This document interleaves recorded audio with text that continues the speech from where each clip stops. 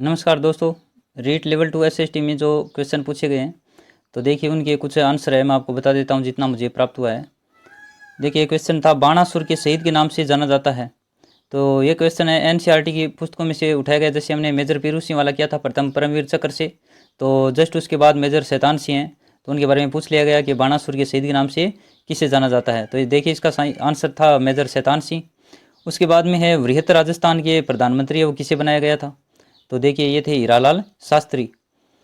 फिर है विषम घाटी पंचानन की उपमा है वो किसे दी गई है, किसे कहा जाता है विषम घाटी पंचानन के नाम से। तो देखिए ये जो क्वेश्चन है कुछ आरबीएससी की पुस्तकों से भी लिए गए हैं जो पुराने सत्र में चलती थी। तो इसका राइट आंसर था हमीर। और गंगानगर में वृद्धि दर है पूछी गई, ये क्वेश्चन तो हमने किया भी था एक बार। ये मंत्रिपरिषद के आकार सीमित किया गया ये, और गंगानगर में वृद्धि दर, तो इसका सही आंसर हो जाता है वो 10%। मंत्रिपरिषद की संख्या को सीमित किया गया है तो देखिए वो हो जाएगा 91वां संविधान संशोधन के द्वारा किया गया है ये, तो इसका सही आंसर ये था। उसके बाद में है चाइल्ड हेल्प लाइन नंबर है वो पूछे गए थे कौन से हैं, तो देखिए ये भी क्वेश्चन है वो पुरानी आरबीएससी की पुस्तकों में से ही दिया गया है।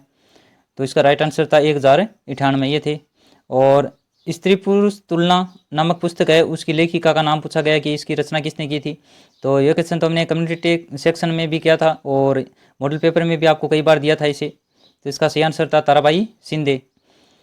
कम्युनिटी पोस्ट में आप जाकर के देख सकते हैं, ये क्वेश्चन हमने हल भी किए हैं। कयाल पाए जाते हैं, तो इसका सही आंसर है मालाबार तट के ऊपर, मालाबार तट पर ये पाए जाते हैं। चूरू किले का निर्माण करवाया था, देखिए ये एनसीईआरटी की जो नवीनतम पुस्तकें हैं राजस्थान अध्ययन। तो राजस्थान जी के जितने क्वेश्चन आए हैं वो एनसीईआरटी की पुस्तकों में से उठाए गए हैं। जो नवीनतम पुस्तक है ना राजस्थान अध्ययन, हमारा राजस्थान के नाम से, राजस्थान का इतिहास और कला संस्कृति, तो 10वीं में से काफ़ी क्वेश्चन आए हैं वहाँ पर। तो इसका सही आंसर था ठाकुर खुशहाल सिंह। उसके बाद है खुदकास्ट और पाहीकास्ट का संबंध है वो बताइए किससे है, तो ये संबंध था किसानों से। फिर 17 में समांतर सरकार है वो स्थापना कब की गई उसकी, तो ये थी 1943 में। अवशिष्ट शक्तियां हैं वो किस संविधान से प्रेरित हैं, जैसे हमने किया था नीति निर्देशक तत्व है वो किस संविधान से लिए गए हैं या किस संविधान से प्रेरित हैं, तो उसका आंसर था आयरलैंड। और जस्ट वहीं से ये क्वेश्चन है वो लिया गया है कि अवशिष्ट शक्तियां हैं तो वो कनाडा के संविधान से प्रेरित हो जाएगी। फिर हेला ख्याल का संबंध है बताइए किससे, तो ये हो जाएगा दोसा से। उपाधियों का अंत, ये क्वेश्चन है मूल अधिकारियों से संबंधित है, तो इसका सही आंसर था समानता का अधिकार में दिया गया उपाधियों का अंत।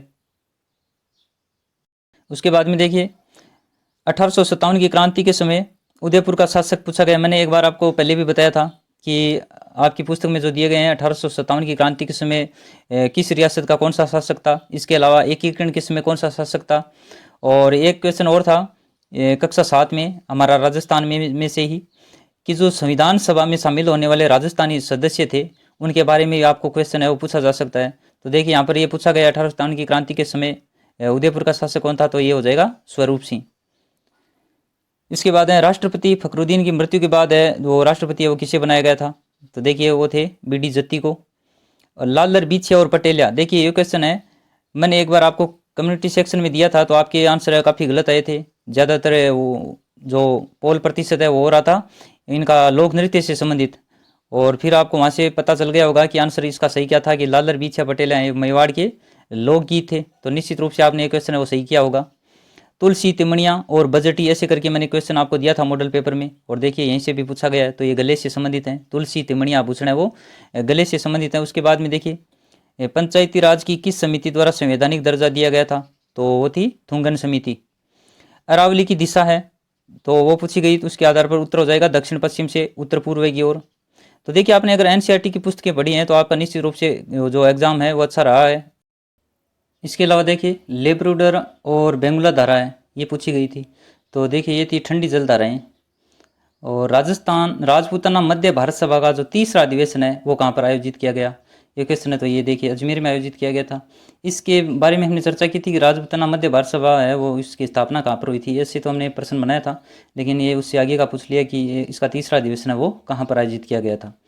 फिर देखिए पृथ्वी को दिन और रात में बांटने वाला वृत्त कहलाता है, इसके बारे में क्वेश्चन आया है, तो इसका सही आंसर था प्रदीप्त वृत्त या फिर प्रकाश वृत्त भी कहा जाता है इसे।